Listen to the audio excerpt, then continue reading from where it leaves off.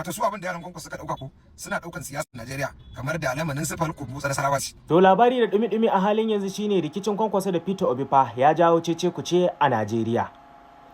Rikicin kwankwaso da Peter Obi a halin yanzu shine abu mafi daukar hankali a shafukan sada zumunta inda ya karaɗe Najeriya baki daya a fannin siyasa.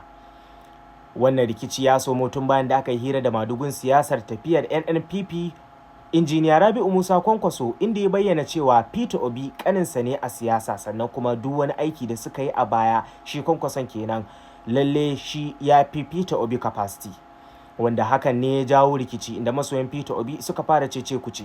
To wani hanzari ba gudu ba, a jihar Kano yan APC jihar Kano su kuma sun samu dama inda suka fara yi wa Kwankwaso tsokana da kuma ba'a, inda suke yin bidiyo bayan bidiyo suke cewa ƙarya ne saboda suna da evidence, wato shaida kan cewa ƙuri'un da Peter Obi ya samu miliyan 6 da 'yan kai, shi kuma Kwankwaso miliyan 1.400, wanda iya jiha ɗaya Kwankwaso ya ci, su kuma Peter Obi ya ci kusan jihohi sun kai guda kusan 6. To ma sauraro ba tare da ɓata lokaci ba, ga nan fayafayen bidiyoyin da yadda rikicin ya somo sai ku gane wa idan ku, kana daga nan sai mu ɗaura daga inda muka tsaya. Wato su abin da yaran kwankwaso suka dauka ko suna daukan siyasar Najeriya kamar da alamanin sifar kubu tsara sarawa ce.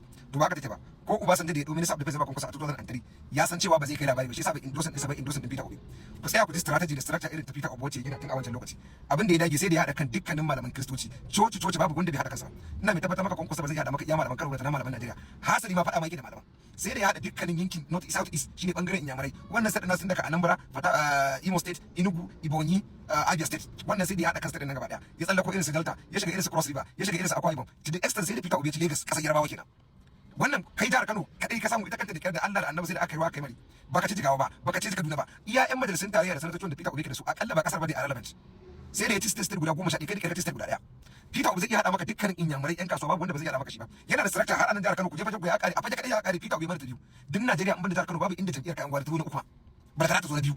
Ko Peter Obi anan fage sai da suka kankan muka da su daga ANPP sai Labour Party. So mutum ya riga da structure ba magana ake Kaduna nan dan a taba okada sai da kai da takara so duk girman wanda suka takara ko sai ka faɗa mutum ɗaya wanda ba wanda ya turo shi ba.